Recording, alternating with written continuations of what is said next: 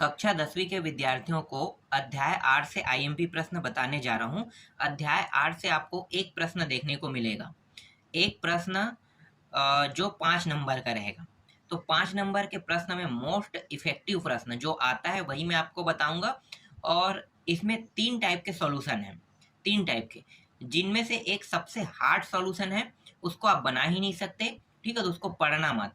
लेकिन जो 2 solution type है ना, वो सबसे आसान है, उनको आपको समझना है और सीखना है। तो 2 इफेक्टिव टाइप है, मैं आपको बता देता हूँ। तो देखो, ये अध्याय 8 है। एक सेकंड मैं आपको दिखाता हूँ, ठीक है। अध्याय 8 में देखो, ये बैंकिंग एवं कराधान दिया हुआ है। इसमें जो सूत्र उपयोग होगा, एक होगा सावधि जमा खाता और एक होता है आवर्ती जमा खाता, ठीक है, सावधि और आवर्ती। तो मैं आपको दिखाता हूँ सावधि और आवर्ती का सूत्र क्या होता है। देखो, 4 ऑप्शन में यहाँ पे पहचानने के लिए कहा है, और किसको पहचानने के लिए कहा है? सावधि का, ठीक है, सावधि खाता। तो ए बराबर पी प्लस आर, कहाँ पे है भाई? 1 प्लस आर अपान 100, ठीक है। तो ये है इसका सूत्र। सूत्र कौन है? ये याद रखना, ठीक है। जब भी सावधि कहेगा ना, सावधि खाता, तो मैं ये वाला सूत्र उपयोग करूंगा। कौन सा सूत्र? इस वाले को याद रखना। सावधि जहां भी लिखा रहे, सावधि पूरा अगर प्रश्न नहीं पढ़ते हो, वहां पे सावधि लिखा है, तो आपको समझ में आ जाना चाहिए कि यही सूत्र से सावधि वाला जो प्रश्न है वो बनेगा, ठीक है। एक होता है आवर्ती खाता। जब आवर्ती खाता कहते हैं, तो आवर्ती खाता के लिए जो सूत्र उपयोग होगा वो होगा ये वाला, पी गुणित आर अपान 100, 1 अपान 12 दिया है, कोष्टक के अंदर n प्लस 1 अपान 2, ठीक है। इस सूत्र का उपयोग करेंगे जब आवर्ती कहेगा। मैं आपको प्रश्न दिखा देता हूँ, 5 नंबर के जो प्रश्न आएगा वो कैसे आ सकता है। एक प्रश्न देखो यहाँ पे, इसको पूरा पढ़ने की जरूरत नहीं है। यहाँ पे एक शब्द मिल गया मुझे, सावधि जमा। मुझे सूत्र कौन सा लगाना है सावधि जमा में? ये वाला, ए बराबर पी कोष्टक के अंदर 1 प्लस आर अपान 100, और उसका घात कितना रहेगा? n। जो दिया है उसको हम लिखते हैं, तो 40,000 रुपये दिया हुआ, ठीक है। जो 40,000 रुपये जमा किया, मतलब वो मूलधन है मेरा। तो मूलधन को मैं पी से दर्शाऊंगा इस तरह से। 1 वर्ष के लिए जमा कर रहे हैं, मतलब 1 वर्ष, और 10% ब्याज की दर से जमा कर रहे हैं, मतलब 10% ब्याज मुझे बैंक देगा। तो आर का मान 10 हो गया। लेकिन ब्याज की गणना 6 माही करना है, तो 6 माही का मतलब आप समझते हो? नहीं तो चलो मैं सिखाता हूँ इसे कैसे बनाते, 6 माही तिमाही को, ठीक है। ये 1 साल तक की ही मैं जमा करूंगा, ठीक है। तो 1 साल में 6 माही गणना होगा कह रहा है, मतलब 6-6 माह में मुझे ब्याज मिलेगा। तो 6-6 माह में 1 साल में कितने बार ब्याज मिल सकता है मुझे? 2 बार। स्वाभाविक है 2 बार मिलेगा, एक 6 माही और दूसरी 6 माही, और 1 साल में 6-6 माह के हिसाब से मिलेंगे, तो 2 बार मुझे ब्याज मिला है। तो इसे हम लिखेंगे 2 छमाही। बन गया 1 वर्ष 2 बार, 6 माह में ब्याज मिल रहा है, तो 2 छमाही ब्याज मिलेगा मुझे। अब ब्याज की गणना देखो 10% है, 10% है, तो इसको भी क्या करेंगे? 6 माही में बांट लेंगे ना। तो 6 माही मतलब 2 से इसे भाग दे दो, तो 5% आ जाएगा। क्योंकि 1 साल में अगर मुझे 10% ब्याज मिलता है और हर 6 माह में ब्याज मिल रहा है, तो इसका मतलब है कि 5% मुझे कब मिलेगा? 6 माह में, और 5% मुझे दूसरे 6 माह में। तो इस तरह से दोनों 6 माह मिला के 10% हो जाएगा। तो 5% प्रति 6 माही लिखेंगे। स्वाभाविक है, एक 6 माही में 5%। समझ में आ गया? अब सूत्र कौन सा उपयोग करेंगे? ये वाला सूत्र, ए बराबर P 1 plus R upon 100 n। ये कौन किसके लिए उपयोग कर रहे हैं? सावधि जमा खाता के लिए सूत्र। याद रखना, सावधि जमा खाता का सूत्र यही है। अगर एक बार सीख गए ना सावधि और आवर्ती, सिर्फ सावधि और आवर्ती से ही प्रश्न आपको सीखना है और किसी से नहीं। एक बहुत हार्ड प्रश्न है, वो हर साल आता है और इस साल भी आएगा, मैं क्लियर हूँ उस प्रश्न में। और जो मैं बता रहा हूँ वहीं से प्रश्न आएगा और बाहर से नहीं आएगा। तो अगर आपको अच्छा नंबर लाना है तो इन्हें सीखना पड़ेगा आपको, ठीक है। तो देखो, यहाँ पे हम पी के मान को रख देते हैं, आर का मान यहाँ पे रख दिया, एन का मान जो 2 छमाही है, एन का मान ये रहा, ठीक है। हल करते हैं, तो जैसे ही मैं हल करते जाऊंगा तो देखो ये 40,000, ये हो गया 5 एकम 5 कट गया, और 5 बीसम में कट गया, 20 एकम 20 और 1 21, 21/20 आ गया। घात कितना है? 2 है, तो 2 बार हम इसे ऐसे लिख सकते हैं। यहाँ से 1-1 शून्य काट देते हैं, ये रहा। 4 यहाँ पे है तो 4 कट जाएगा 100 बार में, ठीक है। 400, और 4 को डिवाइड करेंगे तो 4 एकम 4, 100 आ गया। और फिर इन दोनों को गुणा करेंगे, 441 आ जाएगा। दोनों को गुणा कर दो तो 441 00 इतना आएगा। तो कुल पैसा उसे इतना मिलेगा, ठीक है, 1 साल में। समझ में आ गया, जिसमें ब्याज इंक्लूड है, ठीक है। अब देखो आगे आते हैं। यहाँ पे देखो क्या कहे, मोहन ने बैंक में 100 रुपये प्रति माह की दर से 5 वर्ष के लिए आवर्ती जमा खाता खोला। यहाँ पे शब्द क्या बोला है, आवर्ती। तो आवर्ती का है मतलब मुझे आवर्ती वाला सूत्र लगाना है। सूत्र बस याद रखना है, आवर्ती और सावधि, बाकी ऑटोमेटिकली हल हो जाएगा। हल करने का तरीका बहुत आसान रहता है। यदि ब्याज की दर 6% वार्षिक हो तो 5 वर्ष पश्चात उसे कितना धनराशि प्राप्त होगा। चलो देखते हैं कितना धनराशि।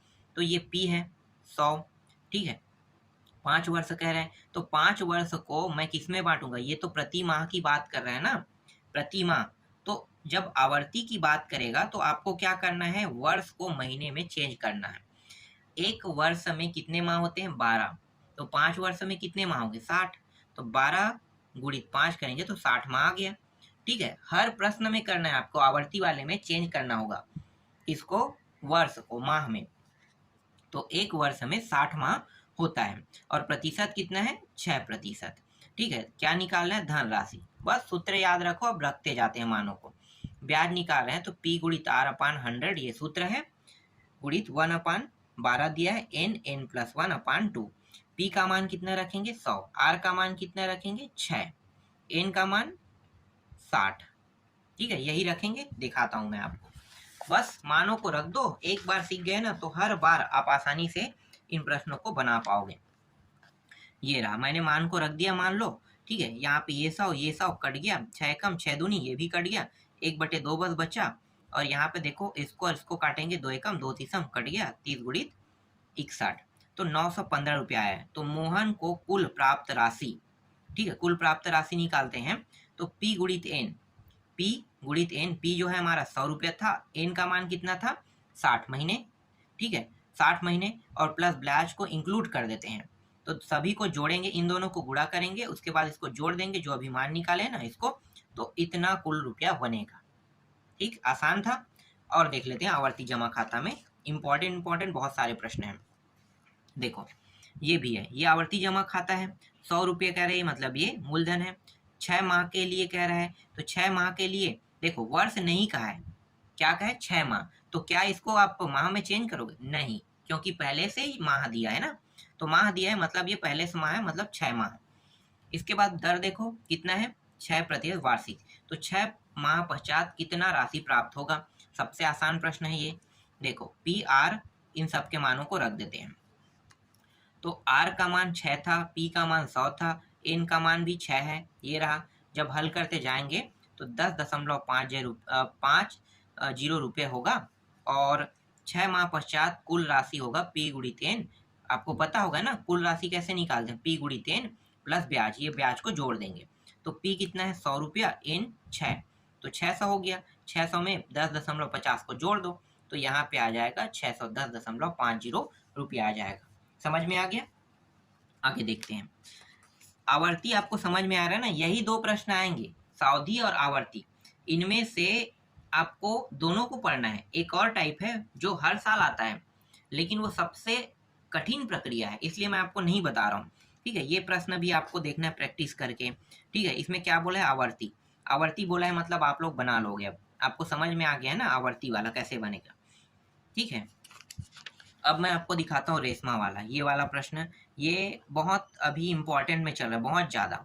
इस साल के संभावना प्रश्न यही है, ठीक है। देख लो रेशमा वाला 200 दिया है, किस में बनाना है भैया, आवर्ती। यहाँ पे देखो आवर्ती बोला है, सूत्र याद रखना, आवर्ती कहेगा।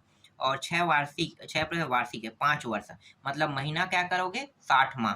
देख लो इस तरह से चेंज करना है, सूत्र में मान रखोगे, उसके बाद पूरा सॉल्यूशन आपका इस तरह से हो जाएगा, ठीक है। एक और प्रश्न यहाँ पे देखो, ये भी आवर्ती से है, 100 रुपया कह रहा है। अब यहाँ पे देखो एक थोड़ा सा चेंज हुआ है, इफेक्टिविटी क्या चेंज हुआ है, कि 100 रुपया प्रति माह 10 वर्ष कह रहा है, ठीक है। लेकिन यहाँ पे दर नहीं दिया है, दर नहीं दिया है, तो क्या करना है, दर निकालना है। तो ये जो 30-25 है वो क्या है, ये जो है ना ब्याज की राशि है। अभी तक हम क्या करते थे, ब्याज की राशि निकालते थे, लेकिन इसमें क्या है, ब्याज की राशि दिया है, लेकिन सूत्र आपका कभी भी चेंज नहीं होगा, ठीक है। ये ब्याज है, देखो सूत्र आपका क्या रहेगा, वही रहेगा, आवर्ती का सूत्र हम वही रखेंगे। बस मान में क्या है, इस बार इसके मान को निकालना है। तो देखो ब्याज ये रहा, फिर बाकी सब चीज रखते जाओ, हल करोगे तो आर का मान निकल जाएगा 5%। ठीक है, इफेक्टिविटी है, चेंज नहीं होता है कभी भी ट्रिक। सॉल्यूशन एक याद हो गया ना तो सब याद हो जाता है। इसके बाद देखो फिर से आवर्ती में आया ये वाला, यहाँ पे तो P का मान कितना है 250 दिया है, R का मान 3% दिया है। इसमें कौन सा चीज गायब है देखते हैं, वर्ष कितना है, 3 वर्ष का है। ठीक है, कुछ भी गायब नहीं, इसमें डायरेक्ट ब्याज निकालना है आपको। तो ठीक है, 3 वर्ष मतलब 12×2 = 24, बात है 36 माह। तो यहाँ पे 36 माह में इसे कन्वर्ट कर लेना है। ठीक है, चलो इसको भी आप लोग बना लोगे। ये भी आवर्ती में था, ये भी आवर्ती में। देखो 100 रुपया दिया है, ठीक है, और इसमें वर्ष दिया है क्या, 3 वर्ष किया है, तो कितना होगा 12 दिया 36 माह हमें चेंज कर लेना है। प्रतिशत दिया है क्या, यहाँ पे प्रतिशत नहीं दिया है, और यहाँ पे 200 कितना दिया 22 रुपये ब्याज मिलेगा है, तो प्रतिशत इसमें निकालना है। ठीक है, तो देख लो सब चीज मान को ऐसे रखोगे आ जाएगा आंसर। इसके बाद देखो 9वां प्रश्न, ये सावधि से। देखो शब्द आपको देखना है कि प्रश्न में आवर्ती बोला है कि सावधि बोला है। अब सावधि का है मतलब सूत्र आपका चेंज हो जाएगा। तो यहाँ पे 4%, ठीक है, 2 वर्ष 2 लाख रुपये, तो ये मूलधन है, ये समय है और ये दर है। तो इस तरह से आपको लिखना है। सूत्र आपका ये रहेगा सावधि का, बस इस सूत्र में मान रख दो, आसानी से उत्तर आपका आ जाएगा। ठीक है, मैं आपको बता देता हूँ कि अगर सावधि और आवर्ती में आता है ना, तो सावधि जमा खाता से सरल है आवर्ती, क्योंकि आवर्ती के सॉल्यूशन बहुत छोटे हैं और आसान होते हैं। लेकिन सावधि का जो सॉल्यूशन होता है वो ना, देखो 26 को और 25 को ना आप इस तरह से करोगे 2 भाग में, तो इसको कटाने में बहुत समय लगता है। इसको अगर ये है तो ये आसानी से कट जाएगा ये वाला मान, क्योंकि ये 2 लाख है तो 2 लाख को हम कटा सकते हैं। लेकिन यहाँ पे नीचे में और यहाँ पे ऐसे मान आ जाते हैं जिसको कटाया नहीं जा सकता, तो हम क्या करते हैं, यहाँ ऐसे जगहों में रुक जाते हैं। तो मैं आपको सजेस्ट करूंगा कि अगर आपके एग्जाम में आवर्ती से आता है तो आवर्ती से बनाना, आवर्ती के प्रश्न 100% सही होगा। ये वाला ना छोटा सॉल्यूशन रहेगा तब तो सही है, बड़ा सॉल्यूशन है ना तो फिर तो गया, आप बना ही नहीं पाओगे, बहुत लेंदी जाता है ये। ठीक है, इसके बाद देखो यहाँ पे फिर से सावधि बोला है, तो सावधि का आपको सूत्र पता है, यही सूत्र हमें उपयोग करना है। सूत्र बस आपको याद रखना है। देखो यहाँ पे क्या है, 6 माही संयोजित का है, तो 6 माही कैसे निकालोगे, पता है 2 वर्ष, तो 2 वर्ष मतलब 1 साल में कितने बार पटा रहे हो, 2 बार। तो अब 2 वर्ष कह रहे हैं तो 2 वर्ष में कितने बार पटाओगे, 4 बार। तो देखो एन का मान 4 6 माही आ गया। अब इसको भी क्या करना है, आपको बांटना है। ठीक है, तो वर्ष के हिसाब से बांटना है, ये तो वार्षिक ब्याज है ना, वार्षिक है, तो वार्षिक है तो 2 से डिवाइड कर दो, एक 6 माही में 1 बार, दूसरी 6 माही में दूसरी बार, मतलब 1 साल में 2 बार। तो इसको भी 2 से डिवाइड करोगे तो 3% प्रति 6 माही आ जाएगा। ठीक है, समझ में आ गया, 3 आ गया, ये 4 आ गया, इसे ऐसे ही निकाला जाता है। इसके बाद ये वाला सूत्र आपको लगाना है सावधि के लिए, सॉल्यूशन आसानी से हो जाएगा। ठीक है, और देख लेते हैं यहाँ पे 11वां प्रश्न, ये वाला प्रश्न। ठीक है, तो यहाँ पे देखो क्या क्या है, यहाँ भी सावधि का है। सावधि का मतलब आपको पूरा यही सूत्र लगाना है। ठीक है, और यहाँ पे देखो 6 माही गणना का है, तो 1 वर्ष में 2 बार, तो 2 6 माही पटाओगे, एन का मान 2 आ गया, और प्रतिशत कितना है 6, मतलब 3%, ये रहा। ठीक है, सॉल्यूशन आपका सेम रहेगा, हल करोगे पूरा उत्तर आपका निकल जाएगा। अब मैं आपको दिखाता हूँ इफेक्टिविटी पर प्रश्न, जो हर साल प्रश्न आता है। ये प्रश्न देखो, ये प्रश्न आएगा भी, इस साल भी आएगा, ऐसा नहीं कि नहीं आएगा, ऐसा वाली बात नहीं है, आएगा। ये ना 2020 में हटा दिया था, 20 और 21-22 में, क्योंकि 40% कटौती कर दिया था, तो कटौती करने के कारण ना ये प्रश्न आपको देखने को नहीं मिला था। लेकिन इस बार क्या है, पूरा पूरा सिलेबस दिया है ना, तो पूरा पूरा सिलेबस है, तो इस बार ये प्रश्न आपको देखने को मिलेगा, एक प्रश्न। तो यहाँ से सिर्फ 2 प्रश्न ही आपको देखने को मिल सकता है, एक तो ये है, ठीक है, जो इस बार एग्जाम में आ सकता है, और दूसरा मैं आपको बताऊंगा। ठीक है, फिर इसकी प्रैक्टिस कर लेना आप लोग। मैं आपको बता देता हूँ ये क्या है। देखो 2013-14 के एक शासकीय कर्मचारी वार्षिक आय दिया हुआ है। ठीक है, मकान का किराया भत्ता छोड़ोगे तो 4,10,000 रुपये है, वह प्रति माह 4,000 रुपये अपने सामान्य भविष्य निधि खाते में 24,000 रुपये वार्षिक जीवन बीमा प्रीमियम में जमा करता है। वह 25,000 रुपये का राष्ट्रीय बचत पत्र खरीदता है। प्रधानमंत्री राहत कोष में 20,000 रुपये तथा कहाँ कहाँ दे रहे हैं, दान कर रहे हैं, उसको बता रहा है ना, वृद्धाश्रम में 12,000 दान करता है। उसके द्वारा वर्ष के अंत में देय आयकर की गणना, सभी बचत 1 लाख रुपये तक कर मुक्त है। आयकर दरें निम्नानुसार है। तो देखो, जब 2 लाख रुपया है तो कोई भी ब्याज नहीं पड़ेगा कह रहे हैं, लेकिन 2 लाख 1 रुपया होगा तो 10% उसको ब्याज पड़ेगा। कहाँ तक के? 2 लाख से 5 लाख तक के बीच, 2 लाख 1 से 5 लाख के बीच। फिर 5 लाख 1 से 10 लाख के बीच में 20% ब्याज पड़ेगा कह रहे हैं। ठीक है, शिक्षा उपकर दे 2%, माध्यमिक शिक्षा उपकर दे 1%। ये अकाउंट का टॉपिक है, जो अभी 11वीं क्लास में है वो बच्चे ये टॉपिक पढ़ रहे होंगे। ठीक है, तो अकाउंट का टॉपिक है, सबसे सरल होता है ये, सबसे सरल। कैसे, मैं आपको बताता हूँ। देखो, पहले तो मैं उन सभी राशियों को लिखूंगा जो प्रश्न में दिया है। ठीक है, तो जैसे कुल वार्षिक आय मेरा कितना है? 4,10,000 रुपये। ठीक है, कुल वार्षिक आय इतना है। अब मैं कहाँ कहाँ खर्चा करता हूँ, किन किन चीज़ों में खर्चा करता हूँ, उसका पहले मैं ब्यौरा बना लेता हूँ। तो जैसे कि मैं दान दे रहा हूँ, तो प्रधानमंत्री राहत कोष में मैंने 20,000 रुपये दान दिया। वृद्धाश्रम पे 12,000 मैं दान कर रहा हूँ, तो 12,000 दान कर रहा हूँ, तो 12,000 दान में मुझे वो छूट दे रहा है। ठीक है, टैक्स आपको जैसे 12,000 दें 50% का छूट, तो 50% का छूट का मतलब है कि मुझे 6,000 रुपये बचत कर दिया, दान कर रहा हूँ तो। ठीक है, आपको 12 नहीं देना है, 6 ही देना है। तो सरकार ने कहा कि आपके टैक्स में हमने आपको 6,000 रुपये छूट दे दिया है। क्यों? क्योंकि आपने वृद्धाश्रम में दान किया है, इसलिए। ठीक है, तो ये बता रहे हैं यहाँ पे। अब ये जो 12,000 है, देख लो निकाला गया है। ठीक है, 12,000 गुणित 50/100, तो 26,000 आ गया। तो कुल वो दान कितना कर रहे हैं? 20,000 प्रधानमंत्री राहत कोष में और 6,000 इसमें। आप जोड़ लेना इन दोनों को। ठीक है, जोड़ोगे तो 26 होगा ना, तो ये 26 आ गया। ठीक है, कुल दान कर रहा है वो 26,000 रुपये दान कर रहे हैं। फिर शेष आय, शेष आय कितना बचेगा? 4,10,000 मुझे टोटल इनकम मिलता है मान लो। ठीक है, तो मैं 26,000 को घटा दूंगा तो कितना बचेगा? मेरा इनकम हो गया 3,84,000 रुपया मेरे पास अभी भी बचा है। ठीक है, अब देखो तीसरा क्या है? छूट प्राप्त करने हेतु बचत। पहला, सामान्य भविष्य निधि में जमा। सामान्य भविष्य निधि में, तो सामान्य भविष्य निधि में हर माह मैं 4,000 रुपये जमा करता हूँ। ठीक है, जैसे कि प्रश्न में कहा है 4,000, तो 4,000 के हिसाब से एक साल में 48,000 रुपये मैं जमा करता हूँ। ये मेरा सामान्य भविष्य निधि है, मतलब मैं अपने फ्यूचर के लिए बचा के रख रहा हूँ। ठीक है, जैसे एफडी आरडी आप करते हैं ना, तो ऐसे ही समझ लो, वही है। इसके बाद राष्ट्रीय बचत पत्र में जमा कह रहे हैं। ठीक है, 25,000 रुपये कुल जमा राशि कितना हो गया? इन दोनों को कुल जमा राशि देख लेते हैं। देखो, राष्ट्रीय बचत पत्र में मैं जमा करता हूँ 25,000 रुपये, तो कुल जमा राशि हो गया 97,000 रुपये हो गया। ठीक है, क्योंकि यहाँ पे मैंने 48,000 जमा किया है, प्रीमियम जीवन बीमा में 24,000 और 25,000 यहाँ पे। ठीक है, इन तीनों को जोड़ लो, जोड़ो कितना होगा? 97,000 रुपया। समझ में आ गया? ठीक है, नेक्स्ट स्टेप में चलते हैं। देखो, चौथा क्या है? कर योग्य आय। कर योग्य आय क्या होगा? अब इसको भी घटा देंगे। जो पैसा बचा था ना 3,84,000, देखो इसको जैसे ही मैंने दान दिया था, दान वाले को घटाने के बाद मेरे पास इतना पैसा बचा था। फिर इन राहत कोषों में मैंने पैसा जमा किया, तो मेरे पास कितना बचा? अब इसको घटाने पर इतना पैसा बचा है। और आयकर कितने में लगेगा? 2,01,000 रुपये में टैक्स लगेगा। तो 2,01,000 रुपये से ये अधिक है, मतलब मुझे 10% ब्याज देना पड़ेगा। तो अब आयकर निकाल लेते हैं। तो 2,00,000 रुपये तक कोई ब्याज नहीं लगा, लेकिन 2,00,000 से अधिक हुआ है तो ब्याज लगेगा। तो 2,00,000 के 1 रुपया तक के, तो 2,00,000 को इसमें माइनस करेंगे, क्योंकि देखो, एक सेकंड, आपको दिखाई दे रहा है? नहीं दे रहा है ना? 2,00,000 को माइनस करेंगे, क्योंकि 2,00,000 तक के कोई भी ब्याज नहीं पड़ेगा कह रहा है, इसलिए मैं 2,00,000 को इसमें घटा दूंगा। 2,00,000 के बाद जो पैसा बचेगा उसी बस का ब्याज देंगे। तो 2,00,000 को मैंने घटाया तो बचा कितना? सिर्फ 87,000। ठीक है, 87,000। तो 87,000 बस का मैं 10% टैक्स पटाऊंगा। तो 87,000 का 10% टैक्स कितना होगा?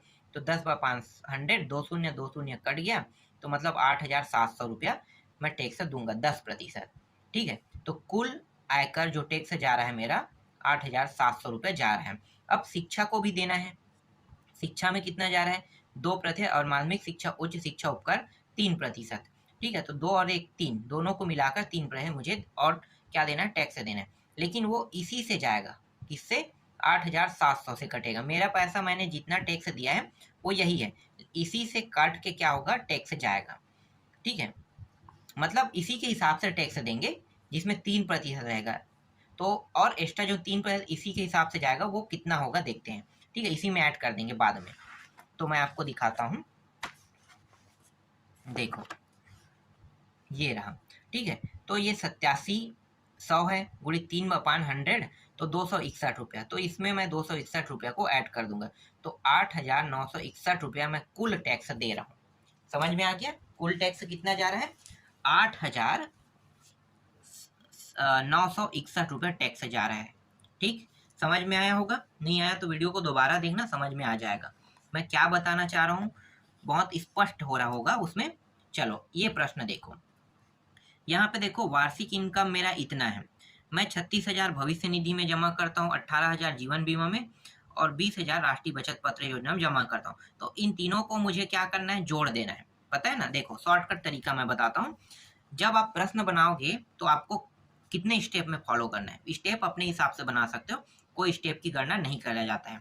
देखो कुल तो इनकम मेरा इतना है, मैं ऐसे ही समझाता हूँ, इस बार अच्छे समझ में आएगा। ये तीनों क्या है? मेरा भविष्य निधि है, जिसमें मैं पैसा जमा कर रहा हूँ, फ्यूचर में मैं इसको निकालूंगा ना। तो मैं अभी क्या कर रहा हूँ? जमा करते जा रहा हूँ हर साल। एक साल में 36,000, 18,000, 20,000, इन 3 जगह जमा कर रहा हूँ।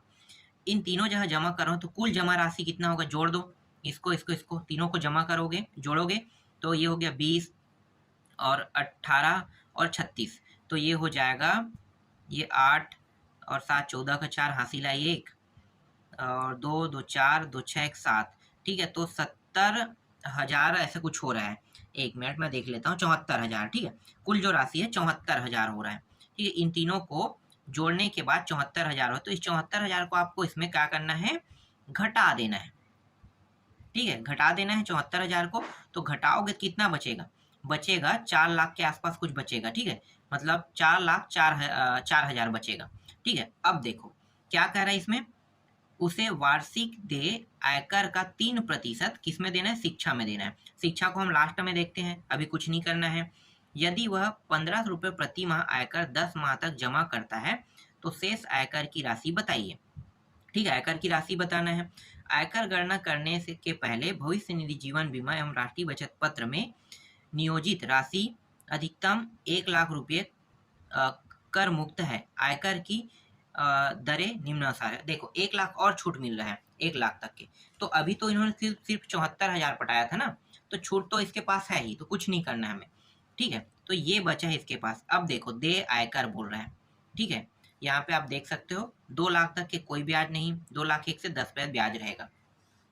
चलो अब समझते हैं, कर योग्य राशि यहाँ पे हो गया। ठीक है, ये पूरा निकाल लिया हमने, माइनस कर लिया, तो 4 कितना आ रहा है? हाँ 4,04,000 का है ना, 4,06,000 आ रहा है यहाँ पे। ठीक है, अब देखो दे आयकर, दे आयकर क्या है? 2 लाख तक के कोई ब्याज नहीं पड़ेगा, तो 2 लाख को मैं इसमें क्या कर दिया? माइनस। तो माइनस करने पर 2,06,000 बच रहा है, तो 2,06,000 पर 10% ब्याज, मतलब 20,600 रुपये ब्याज देना पड़ेगा उसको। अब कुल आयकर निकाल लेते हैं, यही कुल आयकर है। ठीक है, ये कुल आयकर बोलते हैं। अब शिक्षा उपकर, शिक्षा में कितना दे रहे हैं? 3%, तो 3% इसी में निकाल लेते हैं। तो देख लो 3% यहाँ पे निकल गया 618, और इसी में हम जोड़ देंगे, तो जोड़ेंगे तो 21,218 रुपया हो जाएगा। अब क्या कह रहे हैं? एक और नया टॉपिक जोड़ा था उन्होंने, 10 माह में जमा किया गया अग्रिम आयकर बोल रहे हैं। ठीक है, तो 10 माह में टोटल 15,000 रुपया जमा किया था, जो शेष दे आयकर के साथ क्या करेंगे? घटा देंगे, इसके साथ इसके साथ, तो 6,218 रुपया होगा। यही क्या इसका आंसर है। तो ये दोनों प्रश्न जो अभी मैं आपको बता रहा हूँ, सिर्फ यही दोनों प्रश्न आपको एग्जाम में देखने को मिलेगा, और कोई प्रश्न नहीं आएगा। ठीक है, एक और प्रश्न है, लेकिन आने की संभावना बहुत कम है। चलो देख लेते हैं इसको भी थोड़ा सा। देखो यहाँ पे ये वाला प्रश्न है, पूरा टॉपिक है, आपको क्या करना है? जीवन बीमा वाले को अपना जो टोटल इनकम है उसमें घटा देना है। ठीक है, सब चीज को घटाते जाना है, और जितने प्रतिशत ब्याज का है, देखो 10% कह रहे हैं ना, तो अंत में, और शिक्षा में 3%। ठीक है, तो अंत में क्या करना है? आपको इस तरह से निकाल देना है। देख लो 3%, कुल दे आ गया इतना। बहुत आज आसान स्टेप है। ठीक है, और भी प्रश्न दिया है प्रैक्टिस के लिए, अगर आप करना चाहो तो प्रैक्टिस कर लेना। ठीक है, ये वाला प्रश्न भी है प्रैक्टिस के लिए, लेकिन ये प्रश्न नहीं आएगा। ठीक है, प्रैक्टिस के लिए लेकिन आएगा नहीं। इसके बाद मैं आपको और प्रश्न दिखा देता हूँ, जैसे कि ये वाला प्रश्न है सावधि जमा खाता से। ठीक है, सावधि जमा खाता के 1-2 प्रश्न अगर आप प्रैक्टिस कर लियो ना, तो आगे और प्रैक्टिस करने की जरूरत नहीं है, याद रहेगा। सिर्फ तरीके याद करो, 3 प्रश्न रट लो, एक है सावधि से, एक आवर्ती से। अगर ये वाला सीखना है तो ये दोनों प्रश्नों को रट लेना। ठीक है, और ये प्रश्न है, ये इंपॉर्टेंट है। ठीक है, यहाँ पे आवर्तिक है तो आवर्ती का सूत्र बस लगाओगे, इस तरह से हल करोगे, उत्तर आ जाएगा। ठीक है, तो ये अंतिम प्रश्न था। तो बस इतने प्रश्नों की आपको क्या करना है, प्रैक्टिस करना है, और यही प्रश्न आपको एग्जाम में देखने को मिलेगा।